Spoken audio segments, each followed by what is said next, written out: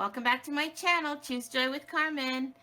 And in today's video, you're probably looking at the screen and going, that doesn't look like a card. And it isn't, because one thing that I wanted to do this year was start to incorporate other things that bring me joy and that I hope will bring and that I hope would bring you joy as well. And one of my loves before I really got into paper crafting was decorative painting. And I haven't done it in a while, and so I thought I would try to get that back into my life. And Bible journaling is another thing, and I hope to hopefully get some time to start doing that as well on my channel. So I will have playlists that'll be like home decor stuff and Bible journaling stuff if I ever get to that. So if this is not something that interests you, then you can just not pay attention to it. But I believe that there are other people out there who are on my channel that like other things as well, not just paper crafting. So you might enjoy this, or you might be a Bible journaler, and you might enjoy that whenever I get around to doing that. But I wanted to just kind of start off this video showing you the products that I'm going to be using, and anything that I can link in the description. I have an Amazon account, and I have an affiliate. I'm an affiliate with Amazon. So if I have any of these products that that I got from Amazon, I will put them in the description, but it will be an affiliate link, and that's no more charge to you, but it gives me a little kickback on if you purchase through my affiliate links. But it doesn't cost you anything more. It's really just helping me out. So I purchased these 10 by 10 frames, and what I'm going to be doing is putting my design in here. So it's going to be a bee theme, and I'm really excited. And it's going to be I'm going to be stenciling with vinyl. And I didn't have to, but there's some tricks that you have to do with vinyl if you have the permanent kind. And I didn't want to have to go through all that trouble. So I got the Oracle 631 vinyl because it's not as sticky, so it won't cause much problems on peeling it up once I get my stenciling done. And I'm also using chalk paint, and I have a couple different brands here. I have the Country Chic, and I have this one is, what color is this? I don't know where it says the color. Simplicity is this one. And then I also have, now I've seen the class that I took this week, that I'm working on this week. She was using black, but I don't have black, and I didn't want to purchase black, so I'm using dark roast, which I think is going to be perfect because it's going to go well with the one that I got here. What is this one? Something about mustard. I forgot what it's called. I don't know where the colors of these things are on here. Oh, Vintage Mustard is this one, and this is a different brand of chalk paint, but it's still a chalk paint. So I'm going to be using them, and I really think that brown instead of black will be fine with this project. And then I had to get some Vinyl Ease, which is a lower tack transfer paper. So when I adhere my vinyl, that it's going to be not as sticky as well. So I did purchase that as well. And then I had purchased this a while back, just a sanding block, because I also want to be doing some projects with napkins, and so I have purchased products for that already. So basically what I'm going to do is I'm just going to lightly sand everything here, and I won't do it all on camera here, but I'm just going to lightly sand in both directions. And then once I get that done, then I will go ahead and clean that up. And then what I'm going to do is then start adding a base coat of my simplicity to this entire piece. So let me go ahead and get that part started, and then I will be back. Okay, so I am back, and I went ahead and did a couple coats, and now I understand. So I don't remember what her name is, but I'll have to look it up for you and put it in the description. But what she is is teaching us is, that first of all, chalk paint is good, because the reason why she likes to use chalk paint on anything when you're going to stencil with vinyl is because there is kind of like an adhesion in the paint of some sort. Again, I'm not an expert on this. I'm just wanting to get back to my painting, and I really have not worked with chalk paint. So one thing that I did notice is that it is good to keep your paint watered down, because it drags a lot when you're putting on the paint, and then it gets too thick, and you don't want it to get too thick, because then it's going to take longer to dry, and then when you go to put your vinyl stencil on, you don't want it to pull up any paint. So it's better to do, thin, lightly painted coats, and then it'll be better. Now, so one thing she suggested was having a spray bottle handy so that you could keep wetting, and I just put my paint on this acrylic block, but I just kept spraying it, and she would actually spray the surface, but I prefer to just spray on my block here, and she did both. But and then I just kind of made sure I kept things going nicely and neatly in a nice thin coat, and then letting it dry in between. The other thing that she did talk about, and I'm a little worried because I've got this pretty nice sweater on, and she said that this paint, it's different than a typical acrylic paint. Now you can do this with acrylic paint as well, and but I think the chalk paint is better for stenciling, so that's probably why she's having us use chalk paint. But she said if you don't have anything else and you just have acrylic paints, that's fine too. You just got to be really careful when you go do the stenciling. But the thing about chalk paints, as she said, to be careful, is that because of that adhesion that's in it, she says it sticks to whatever it comes in contact with.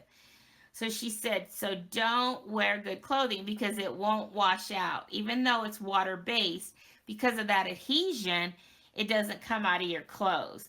But she said that's the good thing too, if you ever at some point want to do some stenciling on fabric. That's why it holds up so well, because of that adhesion that's in it. So I like that part. But I was over here, and I noticed that I'm splattering stuff on my, I have my table protected, but the thing that's holding my camera, I've noticed it's got some paint on it, and that's like, I better be careful here. I mean, I don't want that to get all painted up, but it's not going to matter. No one's going to see it. But anyway, but then I saw my sweater, and I went, oh no. So I probably shouldn't be wearing good clothing. I do have an apron on, but that doesn't cover my arms. So I'm going to go ahead and let this dry and clean up my mess here. And then I'm going to come back and show you how I'm going to adhere the vintage mustard next. That's going to go next.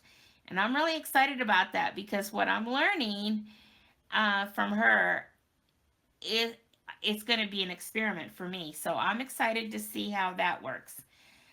So I will clean up this mess and I'll be back. Okay, I am back to do the next step. And I probably will do it once I get started, and I'll just do it through the whole thing so you can see my process, but I won't talk it through. I'll just kind of speed it up just so you can see what I'm doing, because again, I'm learning this as well, so this is going to be interesting. But I can tell you one thing is if you want to practice how to get really comfortable with the chalk, so what I did is I did decide to paint the back.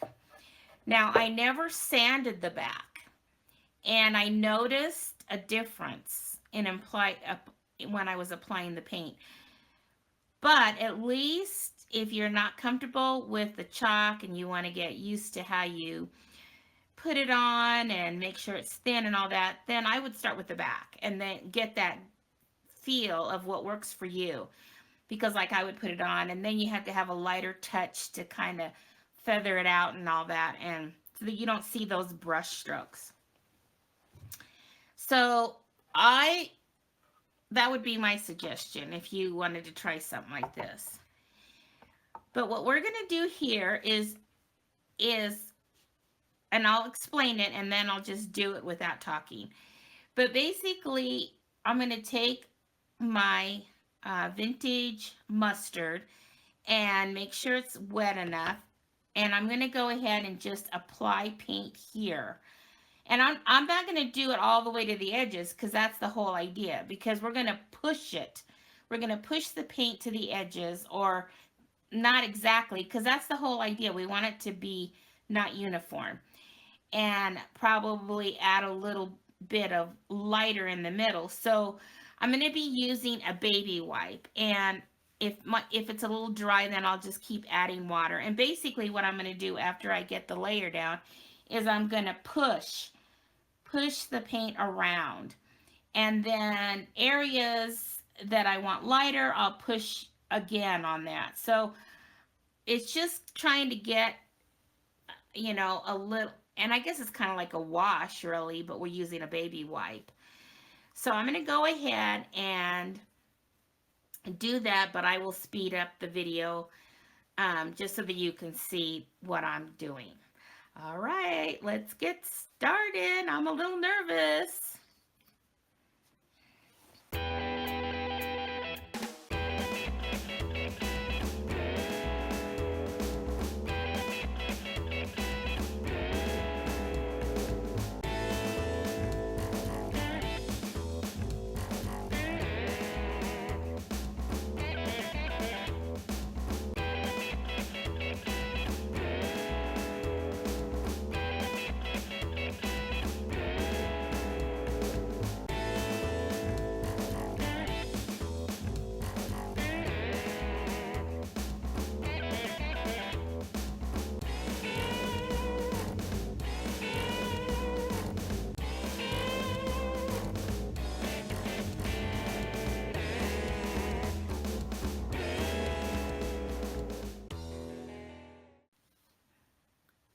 Okay, so you get the idea of what I'm doing. Now, I don't know, I might still keep playing with it a little bit more, but what I'm going to show you that I'm going to do next is I'm going to get a clean baby wipe and also wet it down. And basically what I'm going to do is, this is how she showed us. You just kind of dip it into the paint, and then you can just run it along the edges here to give it that nice little extra look. And then you could do that also on the inside. And then if you feel like you got too much on there, well, then you just go to the part that's clean and kind of wipe that off. And that kind of gives it a little antique look. Um, so I'm going to go ahead and finish that part off screen because you don't need to watch me do that.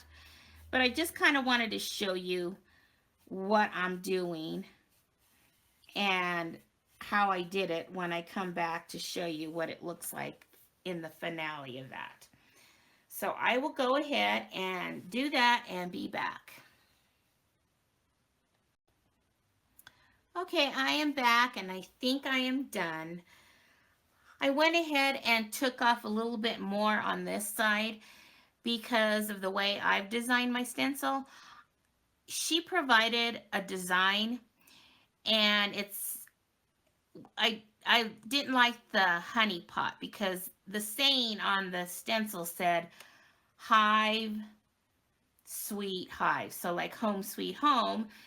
And then there was a honey pot on there, but I decided I wanted to put a hive actually since it said Hive, sweet Hive. So my hive is kind of over in this area and I'm going to be stenciling it in this um, color here. So I thought this vintage mustard. So I thought I better make it a little lighter in that area and then we'll go from there. So hopefully I did enough of that there. And I guess what I could do if I find that it's not dark enough, I could add a little bit of, brown to it to give it a little darker, but we'll see how it goes. So what I'm going to do now is I'm going to let this dry and then I'm going to go ahead and cut my vinyl on my Cameo Silhouette and get it ready.